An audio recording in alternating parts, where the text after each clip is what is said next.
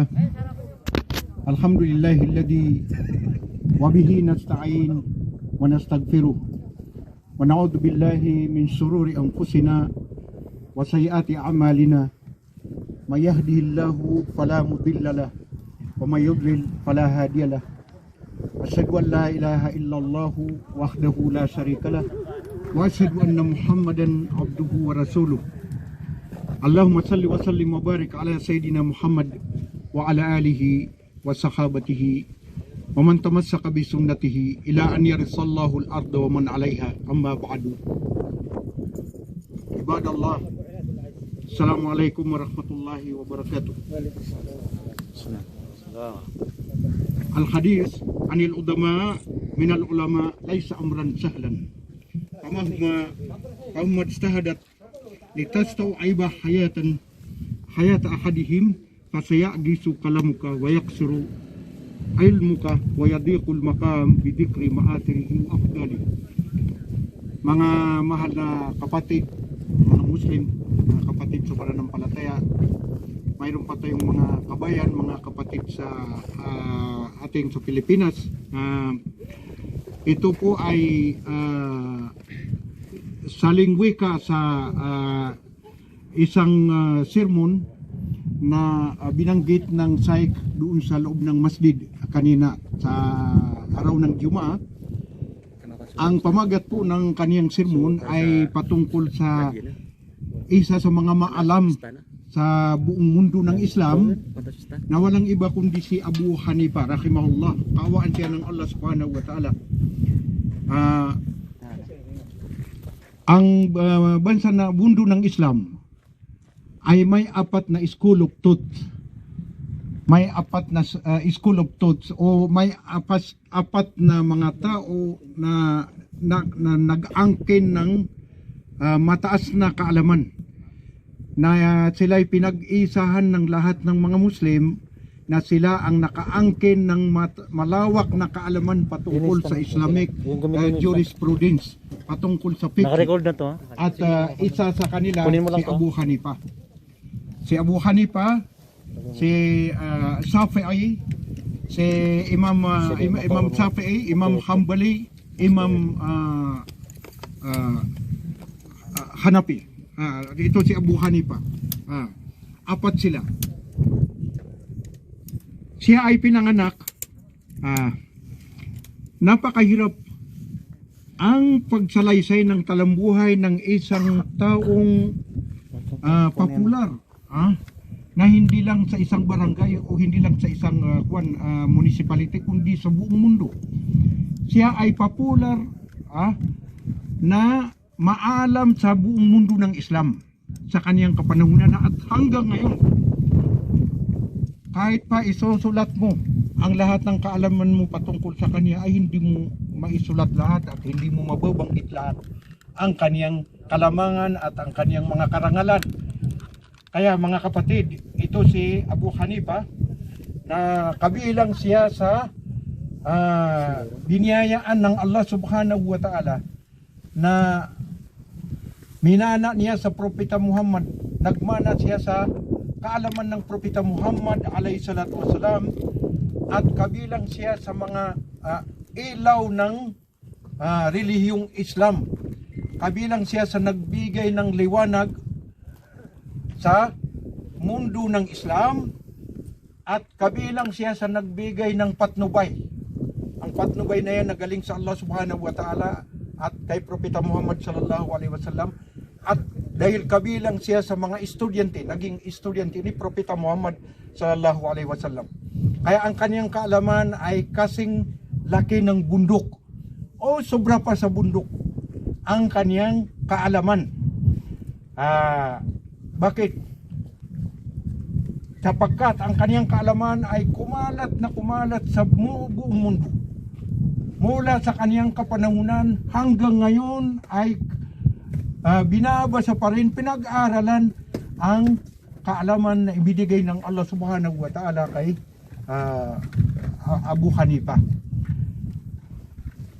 Si Abu Hanifa rahmatullahi alayh, ulid al-Imam Abu Hanifa 80 Hijrah fi khilafati Abdul Malik bin Marwan. ipinanganak si Abu Hanifa, kawaan siya ng Allah subhanahu wa ta'ala ng ika-80 taon ng hidra, ng paglikas ng Propeta Muhammad sallallahu alaihi wasallam mula sa Makkah at lumikas siya sa Madina.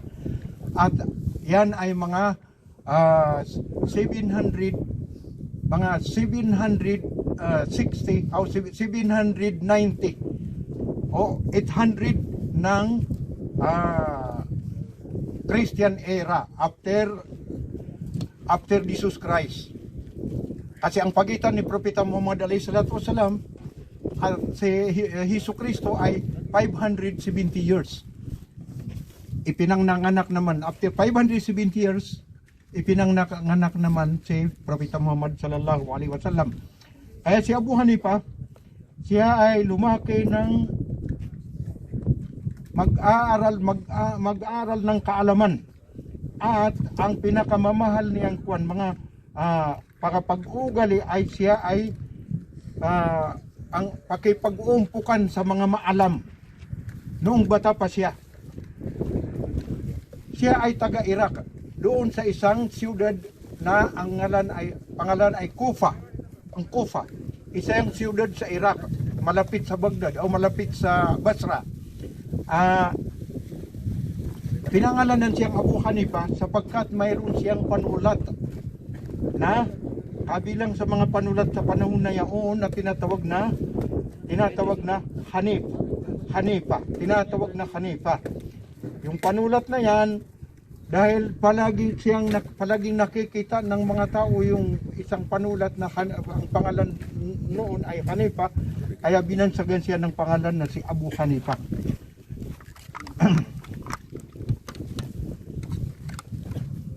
Kabilang pa sa ginawa ni Abu Hanifa ay siya ay nakipagkaibigan, sumama sa isang nakipagkaibigan sa isang maalam na si Hamad bin Abi Sulaiman sa loob ng 18 years, 18 taon, at siya ang naging estudyante ng isang maalam na yan. Hanggang sa siya ay napili ng isang maalam na yan na pinakamahusay sa kaniyang mga estudyante. Wadjala sa ligayri minal ulama, at ang mga kaklase niya ng mga maalam ay napakarami. Katulad ni Ata bin Abi Rabah, isa siyang maalam sa relihiyon ng Islam sa Makkah, at si Amir as-Sa'bi ay isa siyang maalam na taga Iraq, at si Abdurrahman bin Hormuz at isa siyang maalam na taga Madina, at si Nafi at saka si Alqama at si Suhri, sila ay mga maalam sa hadith. Kaya mga kapatid sa pananampalatayang Islam, si Abu Hanifa ay siya ay mahirap hanapin kung maghanap ka ng katulad ng kaalaman ni Abu Hanifa sa panahon niya hanggang ngayon. Ang kaniyang mga kaklase at ang kaniyang mga kaibigan ay lahat sila tumanggap na si Abu Hanifa ang nangunguna sa kanila sa kaalaman. Mga kapatid, sinabi ng Allah subhanahu wa ta'ala, bagamat hindi ito sinabi na banggit ng ating mahal na Shaykh, nakikinig pa siya, ang Allah subhanahu wa ta'ala ay nagsabi, wa ma utitum minal ilmi illa qalila. Walang ipinagkaloob sa inyo ng Allah subhanahu wa ta'ala na kaalaman maliban sa napakaliit na kaalaman, ikumpara sa kaalaman ng Allah subhanahu wa ta'ala. Tingnan ninyo ang kaalaman na pinag-aagawan sa buong mundo, pinagkukumpetensyan sa buong mundo, yan ay galing sa Allah subhanahu wa ta'ala na kaalaman. Kung ikumpara sa kaalaman ng Allah subhanahu wa ta'ala ay napakaliit ng kaalaman na ating pinag-aagawan dito sa mundo. Kaya mga kapatid sa pananampalatayang Islam, si Abu Hanifa, sabi ng kanyang mga kakilala at mga kaibigan, kapag siya ay nasa Makkah, nasa banal na siyudad ng Makkah, hindi nakikita si Abu Hanifa kundi siya ay nagtatawaf. Ibig sabihin umiikot sa Kaaba. Ang pag-ikot sa Kaaba ay isang ritual na ginagawa ng mga Muslim na pagsamba din sa Allah Subhanahu wa Ta'ala, nakatumbas ng pagdarasal. At kung hindi siya nagtatawaf, siya ay nagdarasal. Sinabi ng mga kakilala niya at ang mga nanunulat ng mga kasaysayan, mga talambuhay, siya ay nakapaghadi ng 55 times. 55 times ang kanyang natapos na paghajj o pagbisita sa Makkah, rahimahullah ta'ala. Wakana Abu Hanifa mashuran bil afu amman zalamu. Ito ang isa pang mahalaga sa ating sa talambuhay ni Abu Hanifa na kailangan malaman natin at kailangan makapulot tayo ng aral sa kanyang pag-ugali. Siya ay popular sa pagbibigay sa kanyang pagpapatawad sa kahit sinong tao, kahit ano ang relihiyon niya. At ang kanyang pagpapatawad ay sobra pa sa ang pagpapatawad niya sa mga taong dumaya sa kanya. Hindi katulad ng panahon ngayon na dinaya ka ng isang tao sa isang bisis lamang ay ang katumbas ay pinatay mo na. Pero siya ay mapagpatawad sa mga tao kahit yung dumaya sa kanya.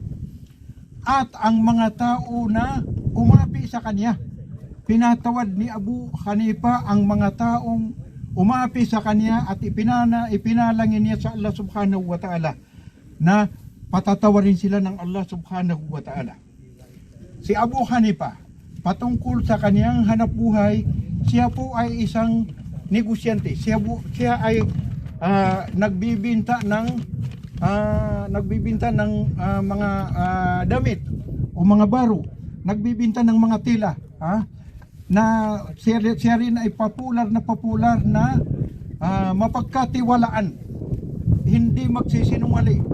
Kung ano man ang inilagay niyang presyo ng kanyang paninda ay yun na ang presyo ng kanyang paninda. Napag-aalaman na may ng kanyang mga manunulat sa talambuhay niya na may isang babaeng pumunta sa kanya, mayroon siyang ibibinta na isang damit. At sinabi niya, tinanong niya ang babae kung magkano ang halaga ng ibibinta niya. Sabi niya, sabi naman niya ay 100 dirham. Sabi ni Abu Hanifa, sobrahan ko pa.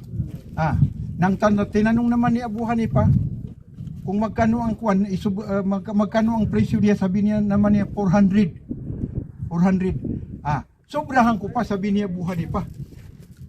Ang sinabi niyang babae, parang binubula mo ako, parang nilalaro mo ako sa inyong salita. Pasensya kayo sa Tagalog ko. Sabi na ni Abu Hanifa, kumuha ka ng isang tao na alam niya yung paninda mo at siya ang maglagay ng presyo. Kaya kumuha ang babae ng isang lalaki na para lagyan niya ng presyo, at sinabi ng isang lalaki 500 ang insakto na presyo ng inyong paninda, yung damit na ibibinta mo, 500 dirham. Ang sinabi ni si Abu Hanifa ay binayaran niya ng direct sa isang babae at hindi na siya nagreklamo. Yan ay mga palatandaan na si Abu Hanifa ay makatarungan at hindi niya gusto ang maraming salita na mga insulto. Kaya si Abu Hanifa, noong siya ay si Abu Hanifa, patungkol naman sa kanyang kaalaman, nag-aral siya sa panahon ng Dawlatul Umayyad, Umayyad Dynasty. Naging maalam siya kabilang sa napopular siya sa kanyang kaalaman. At panahon ni Abdul Malik bin Marwan, siya ang kalif. Kumbaga sa panahon ngayon ay isang emperador. Saklaw niya ng kanyang kaharian ang lahat ng bansang Muslim sa panahon na yun. ang Umayyad Dynasty ay umabot sa Andalusia at umabot din sa Kanluran at umabot sa Iran, malapit sa China, ang kaharian ng Islam sa panahon na yan. Si Abu Hanifa ay inappointed ng caliph na isang judge. Inappointed niya. Pero siya ay tumanggi. Bakit? Hindi niya gusto na magkaroon siya ng kasalanan. Ha? Hindi siya gusto na magkaroon siya ng kasalanan at kinulong siya pagkatapos. Ha? Kinulong siya at inapi siya, pinarusahan siya. At noong nakalabas siya ay pumunta naman sa Iraq. Siya ay pumunta sa Iraq at nang siya ay namuhay doon sa Iraq, bumagsak naman ang Umayyad Dynasty. Ayon sa kasaysayan, ang Umayyad Dynasty ay tumagal ng 91 years. Sila ang namumuno sa bansa ng Islam at pagkatapos ng Umayyad Dynasty, ang dumating naman ay ang Abbasid Dynasty na tinatawag na Dawlatul Abbasiyah at sa pamumuno ni Al-Mansur, pinilit niya si Abu Hanifa na magiging judge o magiging qadi. Ang nangyari ay tumanggi rin si Abu Hanifa at kinulong naman si Abu Hanifa, pinarusahan nang siya ay nakalabas dahil sa matinding pang-aapi sa kanya, matinding pagbugbog sa kanya, pagpaparusa sa kanya, siya ay binawian ng buhay. Pero bago siya binawian ng buhay, pinatawad niya ang lahat ng tao na nagpaparusa sa kanya at ang kalif na nagparusa sa kanya. Sinabi ng mga kanyang lahat ng nakaalam lahat ng taong nalaman niya ang mga pasikot-sikot na pangyayari patungkol sa kanya, siya daw ay isang martir. Rahimahullah subhanahu wa ta'ala. Sana'y mananalangin po tayo na si Abu Hanifa ay dagdagan ng Allah subhanahu wa ta'ala ang biyaya sa kanya at ang awan ng Allah, habang ng Allah sa kanya, at ang kaniyang kaalaman ay nananatili pang pinag-aaralan sa mundo ng Islam, ng mga estudyante, ng mga maalam, ng mga guro, mga ustads, mga professionals. Pinag-aaralan pa hanggang ngayon ang kaalaman ni Abu Hanifa.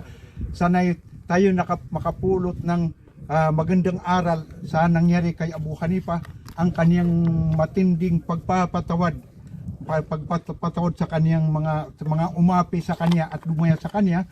Yan ay katangian ng isang tunay na mananampalatayang Muslim at katangian ng isang tao na gustong-gusto niya na magpasalamat sa Allah subhanahu wa ta'ala, kasi tayo man ay nilikha ng Allah subhanahu wa ta'ala na hindi tayo mananatili sa mundong ito. Balang araw ay iiwanin natin ang mundong ito kahit ano pa ang natipon natin dito na kayamanan o karangalan o kapangyarihan, posisyon, ay iiwanin natin. Wala tayong madadala sa lahat ng may ipon natin dito, maliban sa ating mabuting gawa na alam ng Allah subhanahu wa ta'ala. Ang Allah subhanahu wa ta'ala ang mag-evaluate sa lahat ng ating mabuting gawa. At ang Allah subhanahu wa ta'ala, siya rin ang may power, may kapangyarihan na pagpalain tayo sa kaniyang paraiso, sapagkat yan ang awa ng Allah subhanahu wa ta'ala, at siya rin ang may kapangyarihan na itatapon tayo sa impyerno, sapagkat iyan ang katarungan ng Allah subhanahu wa ta'ala na walang hangganan na katarungan. Wa akhiru da'wana anil hamdulillahi rabbil alamin. Wassalamualaikum warahmatullahi wabarakatuh.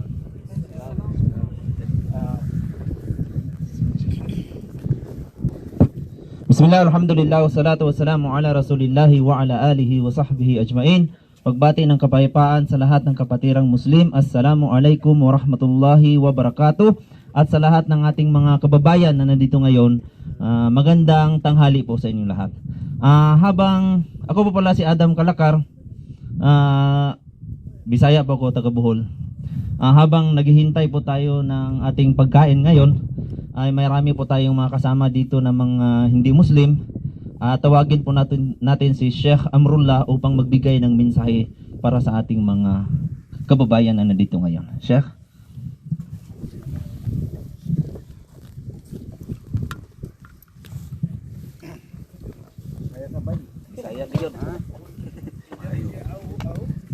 Bisaya dai ka na. Dagay mga Bisaya diri. Ha? Masyaallah. Mga kapatid, sino yung mga Bisaya rito? Maayo nga buntag. Dili na buntag karonoy. Ha? Alhamdulillah wassalatu wassalamu ala Rasulillah wa ala alihi wa ashabihi wa man tamassaka bi sunnatihi ila yaumiddin. Amma ba'd. Assalamualaikum warahmatullahi wabarakatuh. Magandang araw sa lahat ng ating mga kababayan na nandirito ngayon. Pinagtipon-tipon tayo ng ating tagapaglikha at ang lahat ng nangyayari dito sa mundo ay tunay na may dahilan. Hindi pwede na mangyari ang isang bagay na walang dahilan. Ang dahilan kung bakit tayo pinagtagpo ng ating tagapaglikha, mga mahal naming mga kababayan, ay pwedeng bawat isa sa atin ay magtanong, bakit nga ba ako nandirito sa mundo? Ano ang aking layunin? Bakit ako nilikha ng aking tagapaglikha? At ano ang dapat kong gampanan sa mundong ito na siyang mapang-aliw, mapanligaw, at mapanglinlang? At ito ang tunay na pananaw ng mga kamusliman at lahat ng mga propeta ng Allah, na sila ang mga propeta na sinugo dito sa sangkatauhan para lamang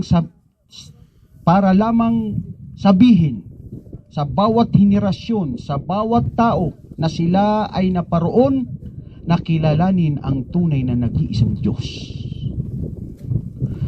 Wallahi kayo na mga kapatid naming mga Muslim, mga born Muslim, Tausog, Maguindanao, Niacan, kayo na mga kapatid naming mga balik Islam, Kapampangan, Bisaya, Ilonggo, Tagalog, Kapangasinan, Pingalatok, bisag unsa nga tribo.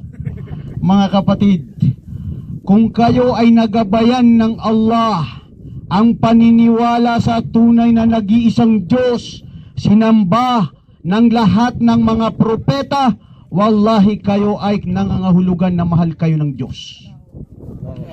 Dahil sinasamba ninyo ang totoong nararapat dapat sambahin na sinamba ng lahat ng mga propeta, at ganun din ang pinakamamahal naming propeta na si Jesucristo, na anak ni Maria, na kailanman siya ay hindi Diyos at hindi pwedeng maging Diyos dahil ang Diyos ay walang kawangis. Dahil ang Diyos ay hindi tao.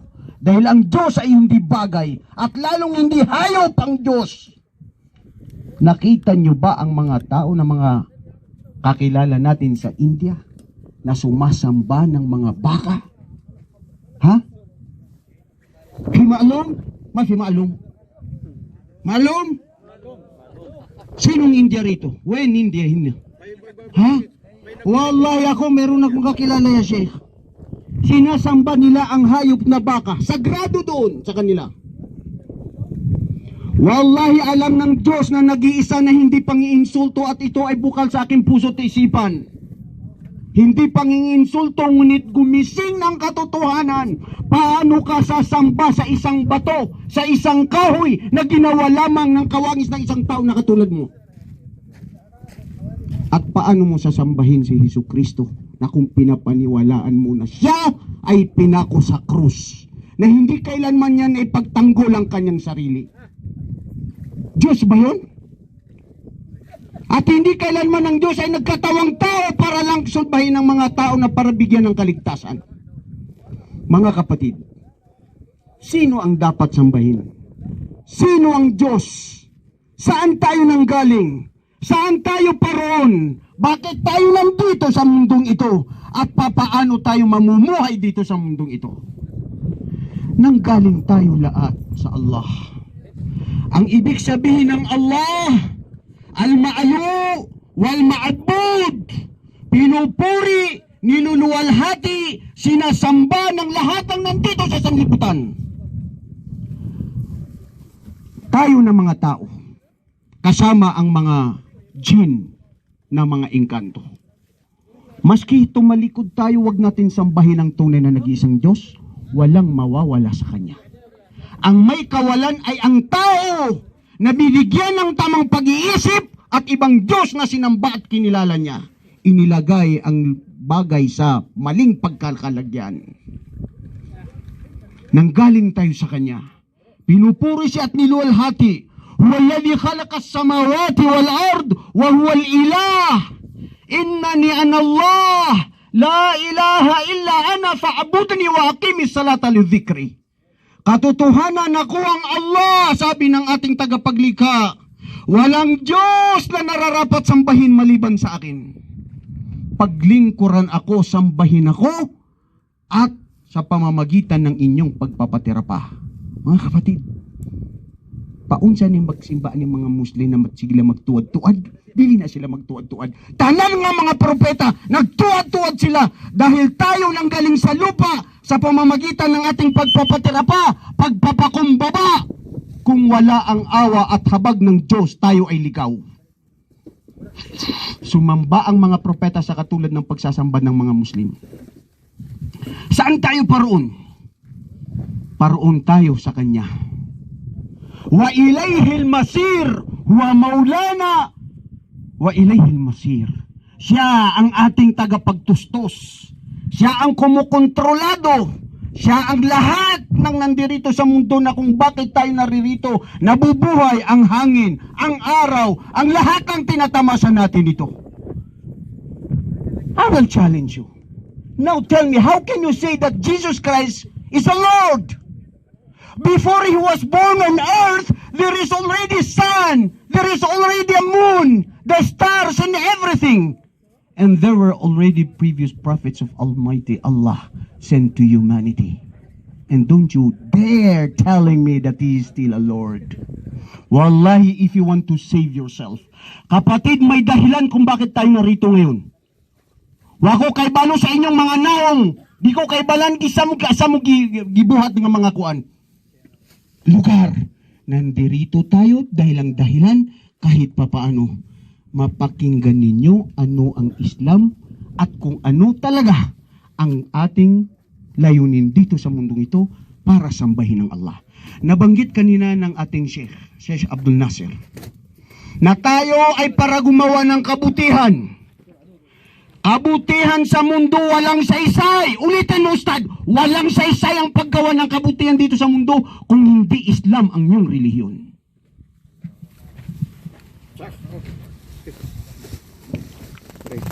Bakit mo yan sinasabi?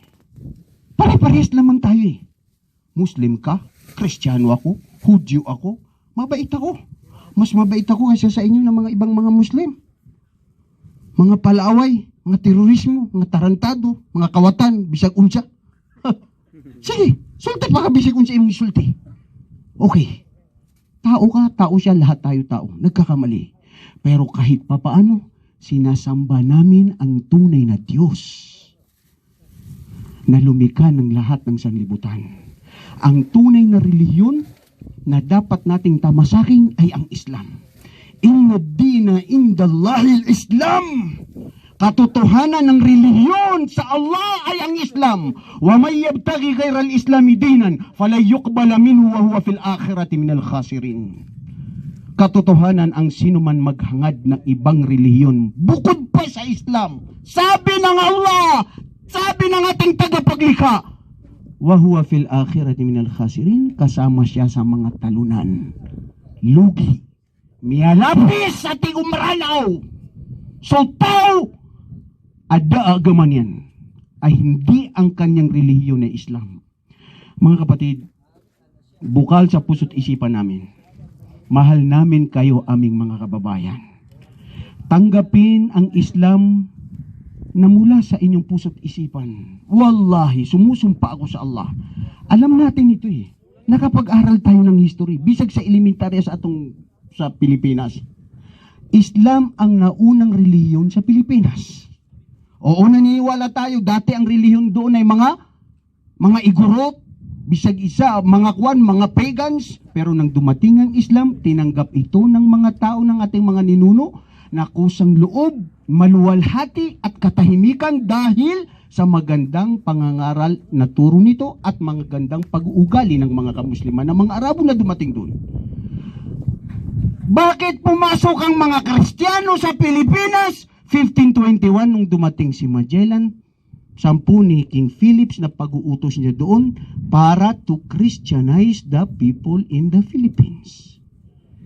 Nakakahiyaman, Philippines, Pilipino, gikuha dito sa ngalan ni King Philips. Maharlika tayo ang pinanggalingan natin. Ang mga ninunot natin, mga Muslim sa Pilipinas, dyan sa Manila, dyan sa Tondo, si Raha Lakandula, Raha Sulaiman. Ito yung mga dalilul akli. Ito yung katotohanan. Muslim ka kapatid, wallahi tanggapin mo hindi ang mga ninuno mo na pinanggalingan mo dito sa mga pinggalatok ng mga Pampaga. Mga ninuno niyo mga Muslim. Tanggapin niya ng katotohanan. Kapatid, wallahi sumusumpa ako sa Allah. Kung tanggapin mo ang Islam, ikaw ay kasama sa mga ipinagpala ng mahal ng Diyos. Ang Islam dito mo matatagpuan ang katahimikan, kapanatagan. Huwag natin tignan ng Islam sa mga kamusliman. Marupok, mahina, nagkakasala yung mga yan. Titignan natin ng Islam kung paano isinabuhay at sino si Propeta Muhammad alayhi salatu wasalam. Paano mag-Muslim? Paniwalaan lang ng puso mo na ang Diyos, siya ang Allah. Si Propeta Muhammad, sugo ng Allah. Sasabihin ng dila, Muslim ka na. Mahirap kasi mag-Muslim kay daghay mang bisag tugnaw kay sige ka mag-ablution na itubig di. Kapoy kaayo ning mga Muslim daghay mga haram. Wallahi wag ka maniniwala doon. Sinungaling yun. Sinungaling yun dahil hindi niya isinasagawa ang Islam. Bakit kapatid? Dahil ang Islam, ang Muslim pag isinabuhay, wallahi dito niya natatagpuan himikan, katiwasayan, katahimikan. Wallahi subukan nyo yan. Sino ang hindi dito mga Muslim? Pakitaas ang kamay mga kapatid. Masya Allah. Masya Allah. Ilan? Kukunti lang naman pala eh. 4 lang. 4. Abi na ko daghan. Tigasan ka sa ato ah. Saan ka sa natin? Pagadian. Bisaya ni. Alika man bro. Alika. Dito ka. Anong pangalan? Noel. Naku, napakaganda. Noel. Ano yung Noel? Ano ba yung Noel dun sa ano bro? Yung naalala mo yung Christmas na yung kanta na sa Noel, di ba? Bro, ito iniimbitahan kita. Sino pa yung nandiyan ng mga kapatid natin na mga Kristiyano? Pakitaas ang kamay. Bro, sino ang ganda sa inyo na gusto nyo makapasok sa paraiso? Itaas ang kamay. Sino ang gusto pumasok sa paraiso? Mga Muslim, saan kayo? Ayaw nyo ng paraiso? Lahat tayo naghahangad ng paraiso. Sino ang gustong sumamba sa tunay na nag-iisang Diyos na sinamba ng lahat ng mga propeta? Itaas ang kamay. Walay mga kapatid, hindi ito pandilin lang. Totoo ito, galing ito sa puso ko. Ngayon, Noel, alika dito Noel. Walang sapilitan. I cannot force you. There is no compulsion in religion. Yours is yours, mine is mine. And